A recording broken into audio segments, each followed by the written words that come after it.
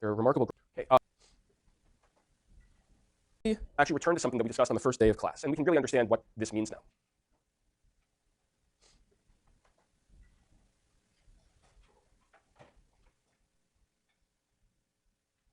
Okay, do you remember I showed you something called these scaling laws for large language models on the first day of class, right? And we saw some graphs that look like this. They're remarkable graphs. Do people remember this? Yeah? So what is this showing? Let's look at, I mean, we had no idea what any of this stuff meant then. Let's look at the y-axis. That's showing test loss. So these are graphs about language model performance. And so we're measuring test loss. That is, we have a test set. We're measuring what the language model's loss is on that test set. And the loss here is loss on next word prediction. So how well are you doing next word prediction? Lower means better. So the closer you are to 0, the more likely you are to be able to guess the correct next word. So what are these graphs showing? Let's look at this one, parameters. So we now know how to count the parameters in a language model. These are transformer language models, by the way. They're studying transformers here. They're studying what happens when we make transformers bigger and we train them on more data. What happens to their loss? So we know how to measure the parameters in a transformer now. We know how to do those exact calculations. I believe we did it last time or the previous class. So what do you see? We increase, there's a log scale here. We're increasing from 100,000 up to 1 billion, the number of parameters in our transformer. The loss just keeps going down. And it fits exactly on a straight line. This is real. Like, this has been replicated now by many different groups. This is real. What's also been found is that this continues to hold. So it continues to hold at GPT-4 scale. If you read the GPT-4 paper, they have a graph that looks like this. They don't actually say how big GPT-4 is, but they do a graph that looks like this. And they say, hey, the scaling continues out up to GPT-4 scale. So it's true for data set size as we increase the amount of data. So these are very tiny transformers trained on a tiny amount of data. These were huge transformers at the time of 2020, when this was published. Very tiny transformers now. So it's only 1 billion parameters trained on 1 billion tokens, 1 billion words. Very, very tiny. We're now up to 2 trillion parameters trained on 10 trillion tokens. So we've gone up by a factor of 1,000 to 10,000 in these dimensions in the last 3 years. Compute. So at the end of last class, we were starting to count the number of floating point operations performed by your transformer, right? Remember, floating point operations, just number of multiplications and additions that happen in your transformer. So what they're doing here is they're counting up the number of floating point operations that happen during training. So we're training on 1 billion tokens with a model of a particular size that implies a particular number of floating point operations that are performed. So we're counting that up. It's a weird unit, petaflop days. So it's a lot. It's a lot of floating point operations. So what we can see here is they're measuring performance, the best performance, the lowest loss that you get for a particular budget of compute. So you say, I want to spend 1/10 of a petaflop day. So that's basically a certain number of floating point operations. I want to spend a certain amount training my model. What's the best performance I can achieve? That's what follows this linear relationship here that you're seeing. What does this mean for the future? Or what's the dumbest thing that we could say about, let's not think too hard. What does this mean? Yeah. Just going to keep getting lower. Yeah, I think that's sort of the default assumption. We may run out of data. That's a big barrier right now that we've used 10 trillion tokens. There's not that much more high quality text data that already exists. I think we're going to get so this is completely mechanical. The curves that are shown here are completely mechanical. It's like literally you just go and collect more data from the internet. You make your model bigger. It's going to be exactly the same thing. You put no thought into this. You just run it on more computers. All you need to do this is more money. We're going to need to go beyond that, most likely, as we start to run out of data. So there's going to be some human innovation that's required at some point. Probably not quite yet. Probably not for GPT-5. Probably for GPT-6 would be my guess. But it's coming. There's no indication of the scaling curves falling off. They might. But the other side of this is it doesn't factor in human innovation here. So on the issue of human innovation, let me show you a paper that was published yesterday, which is a big deal, I think. This is an alternative to transformers, and it's very different than transformers.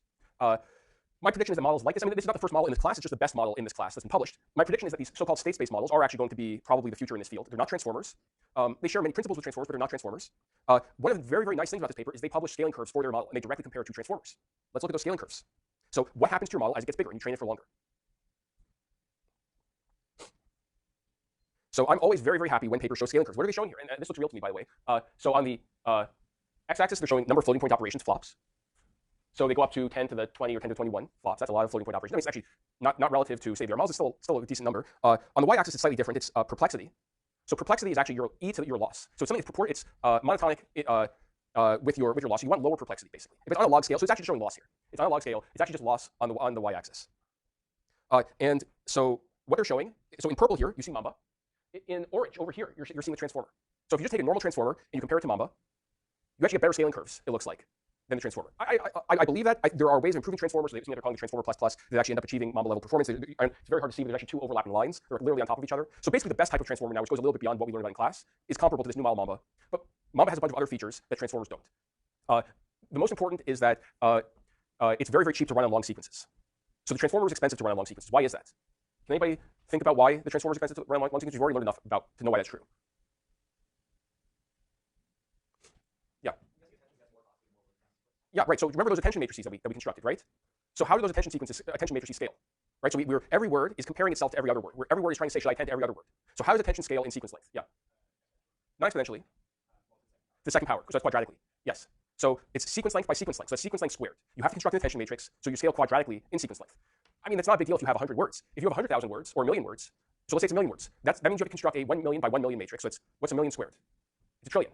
So if you want to do just regular attention on a million words, that means you have to have a matrix. You have to construct a matrix in it with a trillion elements. That's ridiculous. Like that's unbelievably large, even by the scale of that's basically that matrix is now as large as all of GPT-4, and you have to do that for every single layer. Okay, so it's a big problem. So these are now models that do not have that quadratic relationship between sequence length and number of computations that you have to perform. And in fact, they do some experiments. Let's see if we can find them. Right here, they do experiments showing what happens as you increase. You can actually run these models with sequence length 1 million. So what we're seeing here is sequence length on the x-axis.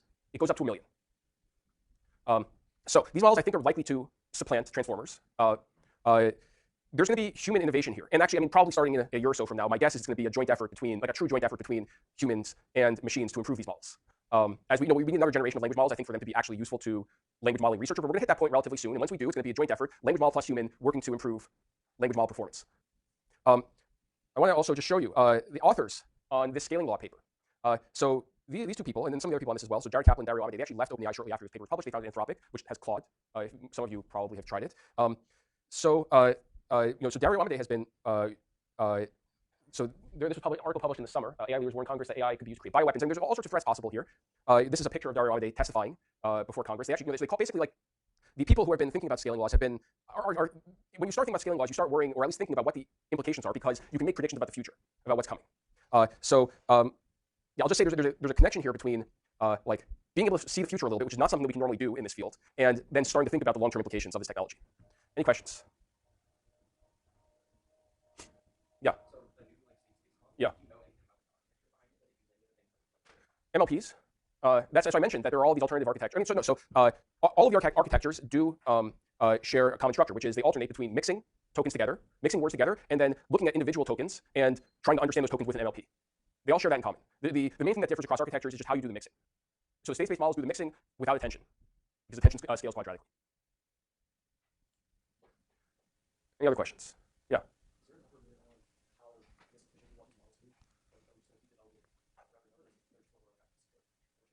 I mean, there's maybe what we should do, but there's unfortunately a competitive environment here. So I can decide I'm not going to work on this anymore, but then someone else, military adversaries, competing companies, they're going to say, no. If I make a smarter model, I'm going to get ahead.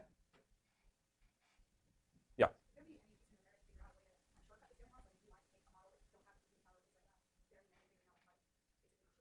So I'll give two answers to that. So it's a good question. The first answer is that, that is exactly what the scaling laws are saying, which is if you, with a fixed architecture, like a transformer, if you have a certain budget, here's the best that you can do with this transformer. So people search over, remember, there are all these hyperparameters for transformers. So the learning rate, the batch size, weight decay, dropping, there's all these numbers that you can play with that affect what your language model performance will be with this compute budget.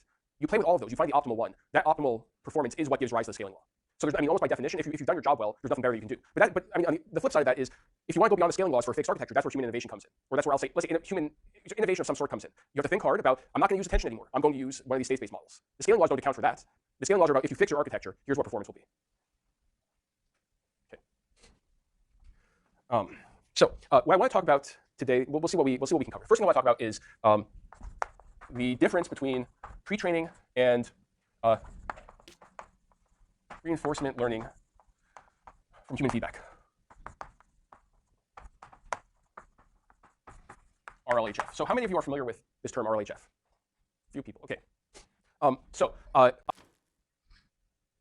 What we talked about the only thing we talked about so far is how to train a language model to do next word prediction. So we have GPT-3, let's say.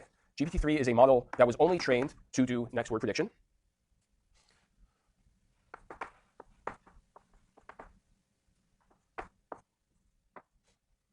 So we're training it to predict was, only, trained, and so on. So given the word I, we predict was. Given the words I was, we predict only, and so on. So GPT-3, this was the only thing it was ever trained to do, predict the next word given the previous context.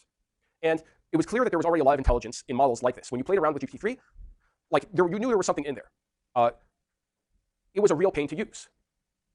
And you really could not use it to do anything. Let me put it like that. Like if you really want to solve a problem, you cannot use this model to solve that problem in a serious way. Why is next word prediction simultaneously amazing as a task, and a very, very general task, but also a pain? So let's say that I have a newspaper article. I want to summarize that newspaper article. How would I use a system trained to do next word prediction to do that? Yeah. Exactly. I have to find a, this is a short summary of this article. And then what do? We insert article here. Like we actually have to copy and paste the article in, and then we'll have a colon, right? So why is this a sort of language modeling, a next word compatible task? What we're trying to do is we have some problem some intuitive problem that we want to solve, like a natural problem, summarization. We need to turn that into something that a next word prediction system will solve for us, given that the only thing it's trying to do is predict the next word. And it's a pain. I have to find ways of phrasing it so that the next word prediction system thinks the correct next word to output is a summary. And a lot of times, the right next word to output is maybe not a summary. It depends on what the distribution of text on the internet that it's trying to mirror looks like. Writing code. I remember, it's unbelievable. This was 14 months ago, I think, or 16 months ago, that people realized that, a little longer than that, maybe it's 18 months ago, that people realized that with models like this, like GPT-3, that you could get them to write code for you. I remember my mind was completely blown because, wow, like a next word prediction system can write code for me. But how did you have to do that? So let's say I want to write a Python program that, I don't know, computes Fibonacci sequence. How would I have to embed that problem into a next word prediction system? Yeah.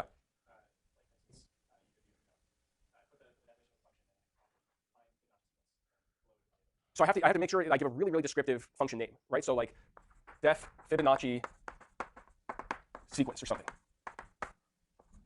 right? And then hopefully based on the name Fibonacci sequence, it knows what comes after. But maybe that's not what comes after. Maybe Fibonacci sequence is a function that calls another function that computes the Fibonacci sequence. That happens a lot in natural code. It's like it leaves the hard work for somewhere else, and that's what the model will complete. Just so that everyone's on the same page, what will happen if I tell GPT-3, a next word prediction system, please write a function for me that computes the Fibonacci sequence? What will the model say after that? So I ask it to then predict the next word. Yeah. It might include further instructions, exactly. So it's probably going to be trying to imitate a person who would write those instructions. What else might happen? It might include further instructions that say, send it to me over Slack. And that's the last thing you hear about it. No Fibonacci code for you. So you can get these systems. Like, look, if you can actually predict the next word, it's ridiculously hard to do that accurately. If you can do it in a fully accurate way, it means you do know how to program, right? Like if someone writes half of a Fibonacci sequence program for me correctly, I have to be able to predict how to successfully complete that program, which means I have to know how to program. But actually turning human instructions into a form that a next word prediction system will reliably know how to interpret correctly, that's a pain. I'm not going to say it's impossible. It's a pain. So the systems that all of you use now, GPT 3.5, the free version of ChatGPT, Claude, GPT-4, they include 2 stages of training.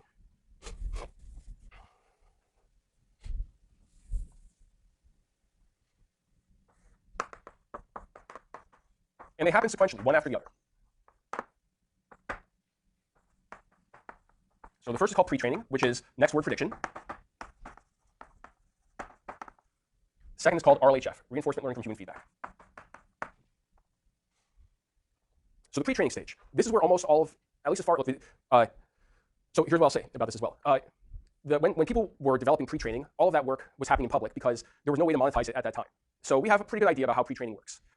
Reinforcement learning from human feedback, we have a lot of high-level ideas about how this works. They're published papers, but my sense is that there's a lot more secret sauce within these companies about this second stage. So what I'm going to tell you today, is not even accurate at the level of what's been published because it's a little bit complicated. I'm going to be giving you a high-level overview, just get some intuitions about what this stage is doing. So during pre-training, this is where, as far as we know, and I think it's almost certainly true, almost all the actual computation happens. So if you have a $100 million computation budget for training your model, the actual GPU budget that you have, 95% of that is going to be spent on this first stage. And the first stage is what we've been talking about for a long time now. You take a huge data set, you learn to predict the next word on that data set. The second stage is different. We have, after the first stage, we have, let's say, a fantastic next word prediction engine. It's great at predicting the next word. It's terrible at actually doing what we want. We can't instruct it in any way. So this second stage is the method that we're going to use to get this model to learn how to follow instructions. And not only follow instructions, but let's say do what we want, which is a little bit different, especially if you're a company. So all of the controls that GPT-4 has in it, when you ask it to, hopefully none of you are asking it to build a bomb, but if you were to ask GPT-4 to build a bomb, it will say, sorry, I cannot do that. How do you learn to say, sorry, I can't do that? It was through the second stage. If you ask a pre-trained language model, and that's the next word prediction system to build a bomb, sometimes it will tell you. So we have to train that out of it in the second stage. Any questions so far? Okay. So let's talk about the RLHF architecture at a high level.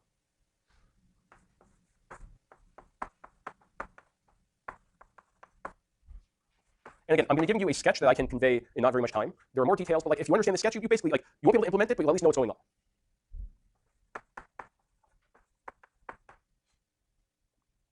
So we're going to actually have 2 models at this stage. We're going to have the language model. This is the thing that we want to train. We want to train it to be helpful, and we want to train it to not help terrorists. or say mean things. It's sort of funny because GPT-4 is simultaneously being trained like for very, very important stuff, like don't help terrorists, but also like don't hurt people's feelings, and those things are being like squished together. For OpenAI's business, one of those is actually much more important than the other. Like the business interests are not necessarily aligned with like the social interests. We're going to have a separate reward model. So the language model is going to be the thing that takes instructions and hopefully follows those instructions well. The reward model is going to give the language model feedback about whether it has accurately followed these instructions. So we're going to have instructions. We feed those into the language model. We get some output. That's a response from the language model. The output from the language model gets sent to the reward model. The reward model judges. I should actually say the instructions also get sent. Let me draw it like that. So the instructions and the output. So in a way means that we have an instructions output pair. So the reward model gets to see, given this set of instructions, here was the output that the language model produced. The reward model looks at those and it says, do I think the language model followed these instructions or not? If it did, I send back a high reward. If it didn't, I send back a low reward. So we're thinking about this as like training a dog. Did puppy follow instructions? We give it a treat. I don't, if you're nice to your puppy, you don't give it negative reward usually. At least that's probably for. I've never owned a dog. I know with children nowadays. I mean, okay, we do timeouts. Okay, so I with my 2-year-old, we do timeouts when he's being very not following instructions. Okay, really, there is a some similarities between these processes. I mean, the reward model here can feel free to give maybe much more severe negative feedback if it wants. But the reward is really just going to be a number. It's going to be a scalar number, positive number or negative number. It's going to say how much do I want you to upweight this behavior or downweight it. Any questions about this? Yes. Fantastic question. So there's let me expand on that question, which is, where did this thing come from? We haven't seen this. So let's talk about the reward model quickly. So the reward model, it starts as a normal language model. So we've trained GPT-3. We create a new copy of GPT-3 for this reward model. So I mean, literally, we just like copy the weights over. That's going to be the initialization for our reward model. So it's initialized. What I mean by initialized is that the initial weights of this reward model are a language model.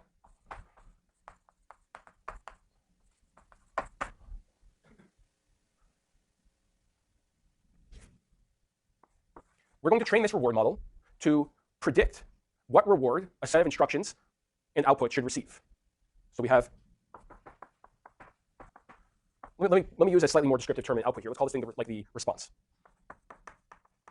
So we have the instructions and response.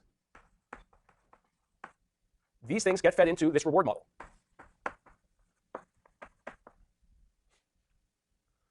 The reward model is going to output a single number, which is the reward. So how do we train this reward? That's basically the question here. But inside of this is just it's a normal language model. Okay, inside of this, it's just going to be doing something very special, which is instead of predicting the next word, we're now going to be training it to predict the reward. So there are two questions to ask about this. The first is, you told me you had a language model. How do you get to predict just a single number instead of, like, what does a language model normally predict? It predicts probabilities for each next word. I don't see that happening here. So how did that happen? So that's one question. The second question is, what loss function do we use? So we want to predict the reward. What's the loss function that we use for predicting that reward? Let's talk about the first question. So we have to actually do some surgery on our language model in order to get it to predict a single number. So we have our language model that we want to turn into a reward model. So we have, I'll call it RM here. And so what we input into it is like summarize this document. And then we have a summarization. So we'll have the instructions followed by the response. We input that into the reward model. Let me actually expose some of the internals here.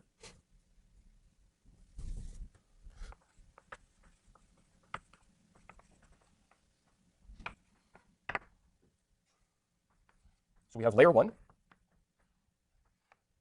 up to the final layer. We'll call it layer K.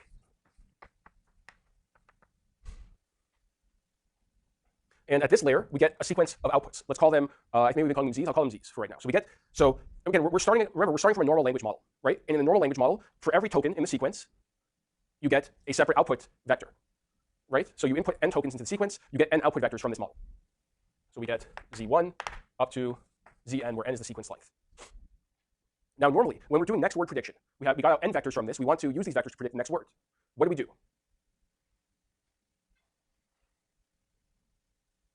We talked a few times about what we do with this output step to predict the next words. Yeah. Well, we haven't even gotten probabilities yet. Not quite. We're missing a step still. Yeah. Not quite. So again, this is just the representations that we got out from the final layer. Right? So it's a new representation of the meaning of each word. It's a vector that represents that. What do we have to do mechanically to predict the next word?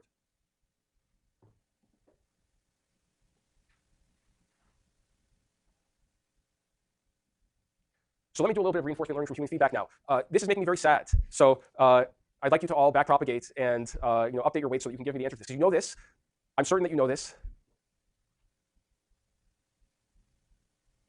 Yes? I remember something about multiplying the matrix to get up to the size of the. Exactly. So we have, for doing normal language modeling,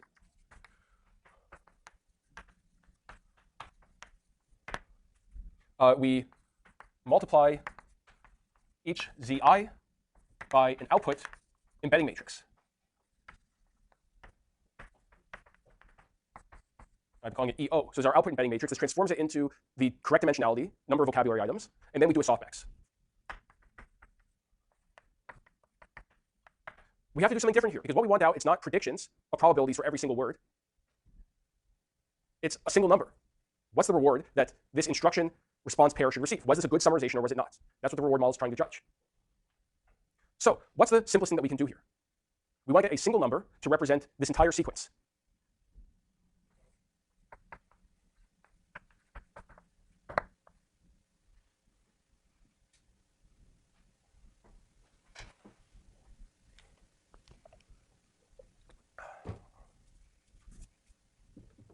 What can we do? Yeah.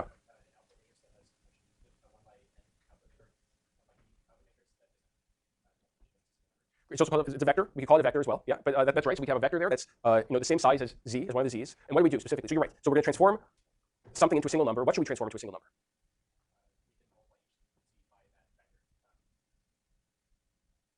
If we do that, so it's a good observation. So if we do that, so z1, do we have enough information at z1 to assess was this a good summarization? Why not?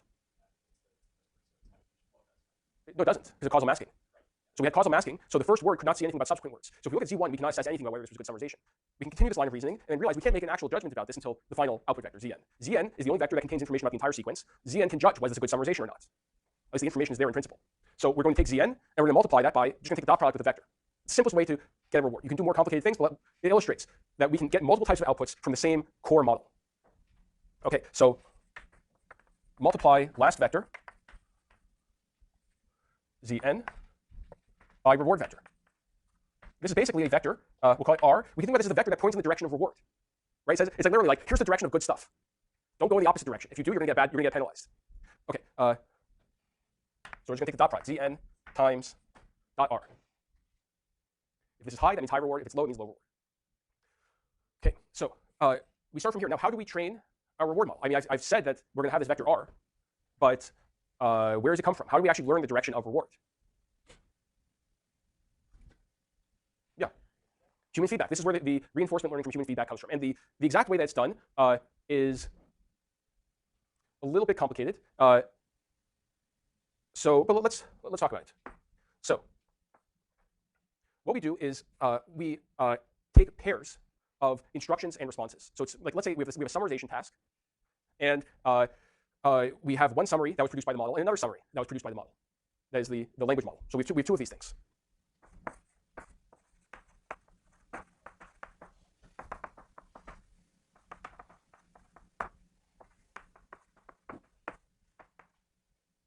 So we have these two responses to the same set of instructions. We have reward 1 and reward 2. We separately ask a human, look at these two responses. Which of them do you prefer? So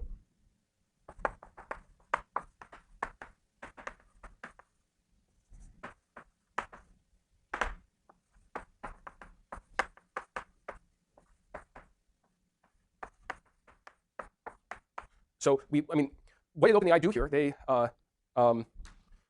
They hired a lot of people in all sorts of places. So depending on the task, they were either hiring like high school math teachers, they were hiring high school math teachers to assess like math problems, or they were hiring like poorly paid contractors in Africa and Southeast Asia. So it depended on the type of task that they were interested in, the complexity of the task. But they were actual humans. They're hiring. This was not done internal mostly to OpenAI. They're basically like new call centers. We can think it's like basically like call centers full of high school math teachers now. So we basically have call centers of people who are looking at pairs of model responses. So we give the model some instructions. They produce two responses. We ask a human to judge which of these do you prefer. We just get like binary responses basically. Which of these do you prefer? Now we have rewards that the reward model produced for these. What we're going to do is train the reward model to match the human judgments. And the particular loss function they use is a little complicated. But basically, what we want to make sure is that when the reward model says the first response is better than the second response, that agrees with human judgments on it.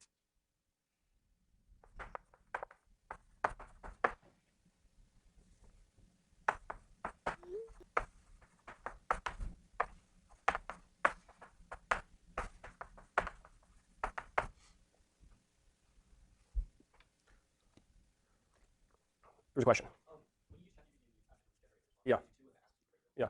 Yeah. We don't know how they're using that data. I mean, it's gonna. Data quality is important potentially. So I don't know how they're using that data if at all. But yes, in print, they want to collect that data in case it turns out to be useful for training the model. That is basically how it's being used. It may be used, it may not even be used to train the reward model. It might be used to directly train the language model. And so I'll talk about that in a second. That's a good question. Any other questions? Yes. So do you think that there would be some cases where the students take surveys had like different interests in the company OpenAI? Like, what do you think about that? Like, if someone asked a question about exposing OpenAI secrets, or like talking bad about big companies, Yeah. how would they overrule the people's responses in that case? Right. So that's an interesting question. So the question is basically what happens if the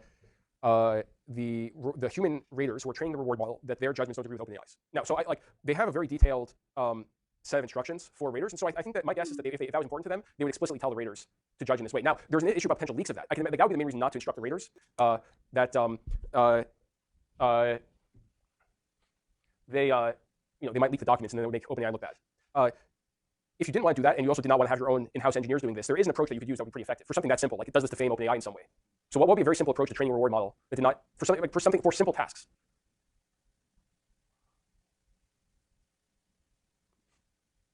Okay, I'll tell you what the answer is. It would be to use your language model to make a judgment about it. Especially if you already have a language model that's been trained using RLHF, so it's already a language model that knows how to follow instructions. Then you just ask the language model, does this defame OpenAI? Yes or no? And you use those. I mean, it's a simple judgment to make, and you use those judgments and then power your reward model, which then will train your language models more. Okay. Yes. Yes. Yeah. So we haven't gotten there yet. So the reward model, all we've talked about right now is how to train your reward model. We actually have not talked yet about how to train your language model using this reward model. So it's a multi-step process. We first have to train a reward model. We train the reward model to predict human reward judgments. Now, we're going to use our trained reward model to train the language model. That's the step we're getting to. Yes. There might be some formatting. I mean, that's like it's a hyperparameter that you can tune. What the right way to do that is. I think having a concatenation. I mean, maybe you have a token that indicates where one ends and the other begins, but yeah, nothing. No. Okay, so we have our trained reward model. So what can if it's really working well, this reward model can mimic human responses. It can look at something and say, yeah, that was good, or no, that was not good. Given that, we're going to train our language model to actually follow instructions now. So we have a set of instructions that we give our LM. So this is training the LM, the language model, using the reward model. So we have our instructions. They go into the language model. We have the response. We have our reward model, which looks at this pair and gives us back a reward. Just like up there. So we know how to now compute the reward. What we're going to do now is have a new type of loss function. We're going to update our loss function here. So our loss is going to equal the reward that we got back times the negative log probability of the response given the instructions.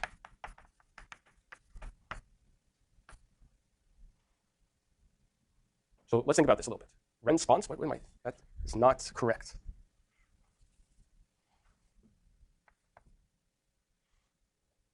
So let's say that we got rid of the reward.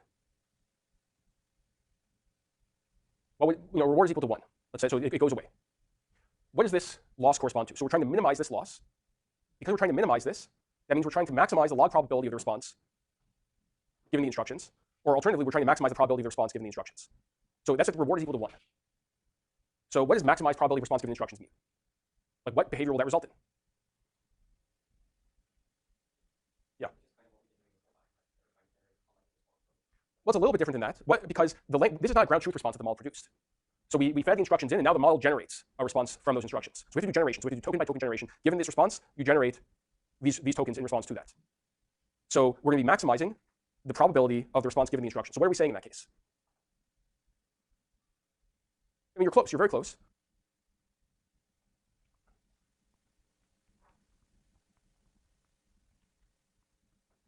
I feel like I'm not seeing a sufficient level of excitement on people's faces. Let me be completely honest with everyone. The questions I'm asking right now are considerably easier than other questions that you've all answered earlier in this course, like in previous lectures. I can just see there's a bit of a low energy level going on today. To some extent understandable, but this is also like, this is it, guys. Like this is like we're now just talking about how GPT-4 actually works, right? This is like after we know this, there's no more magic. This is the final frontier. So perk up. Yes.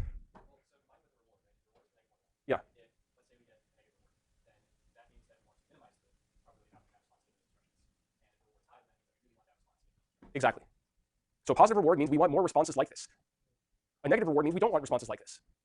And so we get the model to generate from, we collect a set of different instructions. How do we collect this? Who knows how they're collecting it now? Honestly, GPT-4 is probably writing a lot of these instructions now. But before we had a model as intelligent as GPT-4, they were having humans write a bunch of instructions. So we had an instructions data set. It was just like define a bunch of different tasks that you might want a language model to do.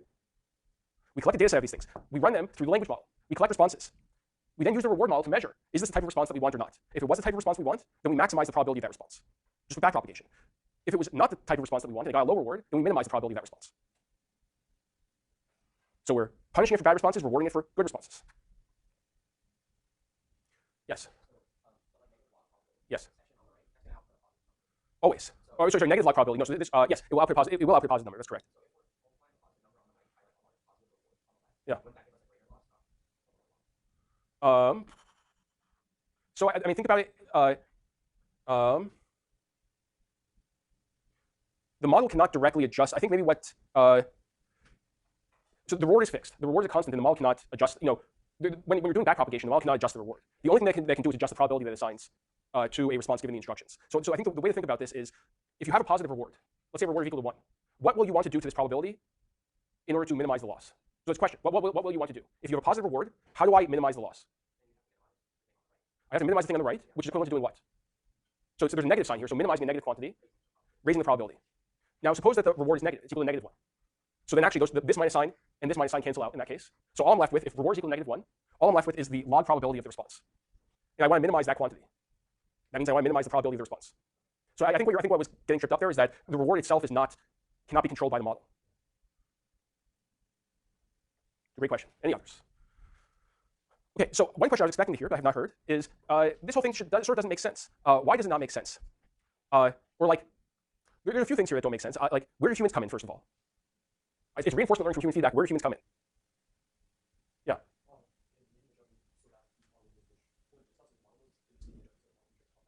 So it's for training the reward model. So the human only comes in for training the reward model.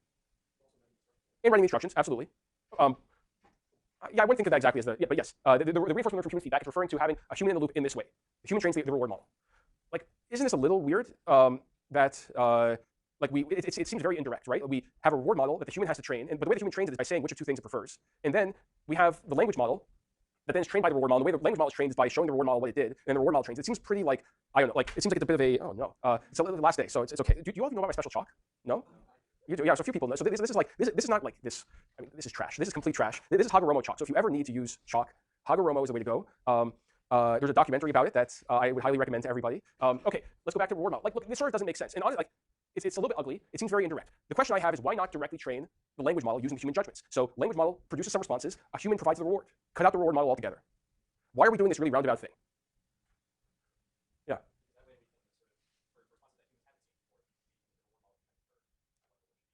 Right. So it seems like it's higher throughput. That's basically what you're getting at. So we can train the reward model once, and then the reward model knows how to simulate a human in terms of providing rewards, and then we can have a language model show the reward model things that a human never saw. I mean, the reason we want to do this is so that you can run way more collecting human data is very expensive. Collecting reward model judgments are much cheaper.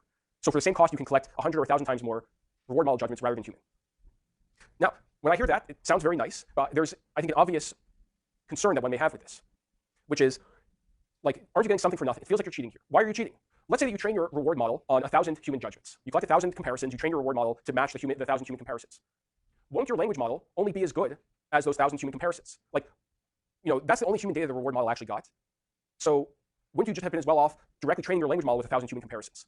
Why expect to get anything more out of it? And I haven't actually seen this experiment done head-to-head, but there is an intuition that people in the field have about why that's not true. And the intuition has to do with an asymmetry, a difference between generating something and recognizing something.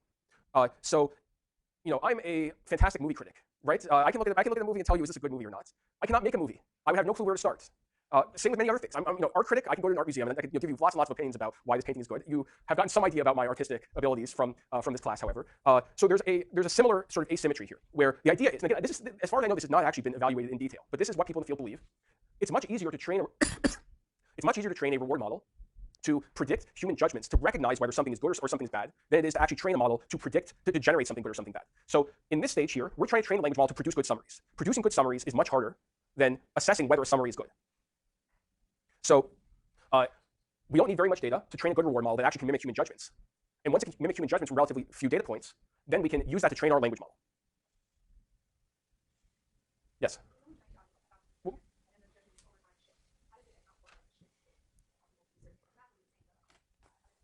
so okay, the issue of change is very important here. So there's a few things that can change. One would be human judgment, so human cultural judgment. So what was acceptable, socially acceptable to say last week maybe is not socially acceptable anymore. It happens. I mean, there's no magic there. You'll have to go back and retrain your reward model. There's a more subtle thing that changes over time. So when we were collecting data for training the reward model, we were using, let's say, GPT, like we start from the base GPT-3. The way that GPT 3.5 was constructed, the reason it's called GPT 3.5 is that they started from, the initial language model they started from was GPT-3, it was just the next word predictor, and then they applied RLHF to it, and that's how you got the 3.5. When we start out training our reward model, we're going to be making judgments about output that GPT-3 provided. So GPT-3, the next word predictor, is going to be giving us a bunch of judgments about how to summarize or how to do classification on this text or various things that we may want to, various tasks that we may want to perform. It's going to be following those instructions or trying to, and then we're going to be making judgments about those GPT-3 responses. The reward model, in other words, is learning to score GPT-3 behavior. We then train GPT-3 using the reward that we got from the reward model. When we train GPT-3 in this way, its behavior starts to change. And so the types of responses it will produce start to change. As the responses that it produces start to change, the reward model may not know how to deal with those responses anymore because it's never seen anything like them. So there's going to be a distribution shift in the type of data. So imagine, look, at first, the reward model is going to be seeing lots and lots of crap because GPT-3 doesn't know how to actually follow instructions. So the reward model is going to be doing like gradations of crap. Is this a little bit less crappy than the other one?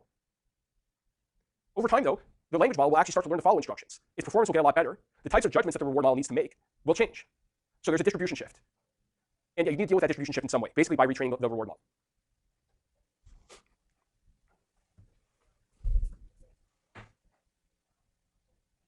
Okay, so now you know how GPT-4 works. I'm happy. You're happy. Let's end class here, and I will see everyone on Thursday.